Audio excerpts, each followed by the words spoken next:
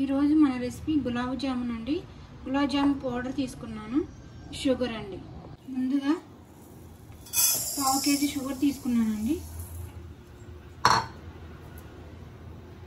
దాంట్లో వాటర్ వేసి కలుపుకుంటూ సన్న తీగ పాకం వచ్చేటంత వరకు పాకం చేసుకోవాలండి. దీన్ని ఇప్పుడు పాకం రెడీ అయ్యిందండి. ఇలా వస్తే సరిపోతుంది. కొద్దిగా ఇలాచి పౌడర్ వేసుకున్నాను. పౌడర్ వేసుకొని కలుపుకుంటాం. ఇప్పుడు డీప్ ఫ్రై సరిపడినంత ఆయిల్ వేసుకున్నాం. ఆయిల్ పెట్టుకున్నాం కదండి, అది మరిగేలాగా మొదట్లో మనం పిండి తీసుకున్నాం కదా, అది కొద్దిగా పాలు వేసుకొని కలుపుకోవాలండి. ఇలా ముద్దలా కలుపుకోవాలండి.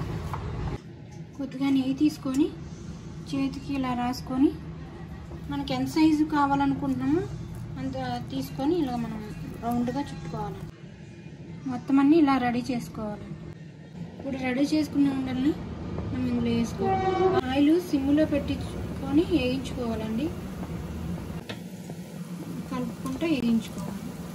ఇలా వేయించుకున్న గులాబ్ జామున్ని మనం ముందుగా పాకం రెడీ చేసుకున్నాం కదండి, అందులో వేసుకోవాలి. ఇలాగే మిగతావన్నీ వేగించుకొని ఇందులో వేసుకోవాలండి.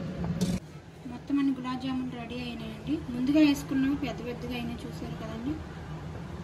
ఒకటి తీసి విడదీసి చూపిస్తాను చూడండి. చూసారు కదండి. ఈ వీడియో మీకు నచ్చితే లైక్ చేయండి మరియు సబ్స్క్రైబ్ చేసుకోండి.